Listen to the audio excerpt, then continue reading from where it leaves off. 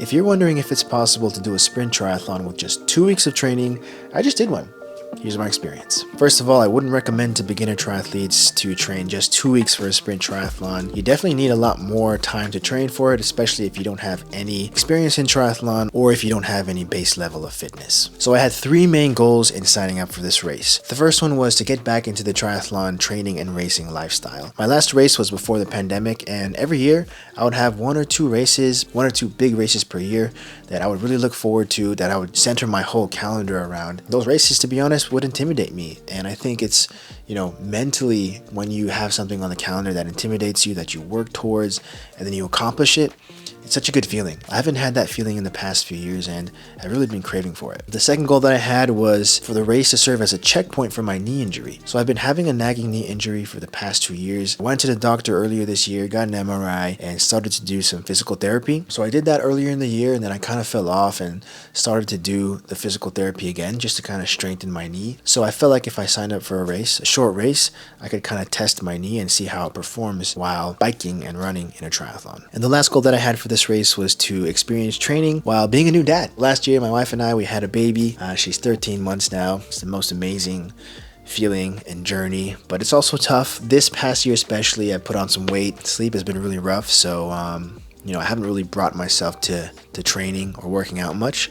I've tried, but it's just so hard when when you lack sleep. So I felt like if I sign up for a race, it'll force me to find and to create time to train, and hopefully from there get into a good habit of training and exercising regularly. So let's get into the training. The race was a 0.33 mile swim, a 9-mile bike ride, and a 3.1 mile run. So these aren't crazy distances. If you're a beginner, sprint tries are a great way to get into the sport. So my goals for training were to be able to swim 400 meters nonstop comfortably, run 2.5 miles nonstop comfortably, and then get my bike tuned up because I haven't used it in over a year, and be able to bike 5 to 10 miles comfortably as well. Hey guys, so I'm editing the video and I just wanted to add that these were my benchmarks during training because I wanted to do the bare minimum of training such that my body wouldn't be shocked when doing these distances during the race, while also preventing myself from overtraining and injuring myself by training for the race in just 2 weeks. In week 1, I did 1 run, 2 swims, and 1 leg day / knee PT day, and at the end of the week I got my bike tuned up. So in week 2 I did 1 swim, I hit that 400 meters non-stop. I did 1 run, hit the 2.5 miles run stop, felt good during both of those workouts, and I wasn't able to bike for the entire week, just scheduling, and I actually couldn't find my bike pedals. It was the day before the race, and I went for about a 5-mile bike ride just to make sure that the bike, the gears, everything from the tune-up was all set to race. And it was a good bike ride, so after that I felt pretty much ready for the race and went to packet pickup, and before I knew it, it was race morning. So on race day, on the swim, the water was glassy, smooth, no waves at all, and also the water was really, really warm. I did pretty well on the swim. Despite the first 200 meters or so, I felt like my arms tired, but then I was able to get into a good rhythm. So the swim was 0.33 miles, which is 531 meters. I actually swam 566 meters, so I swam a little bit extra because I didn't sight well, but I ended up finishing in 11 minutes and 58 seconds, which that includes, running into the water and coming out. T1 went all right, nothing crazy there besides me putting on my helmet backwards and the announcer calling me out on it. That was embarrassing. On the bike, started off great. The first part of the bike section, you're kind of covered by some trees, but then once we got out into the causeway, the sun came out. I really started to feel the heat. There's also a big bridge crossing, which that was tough because I don't do any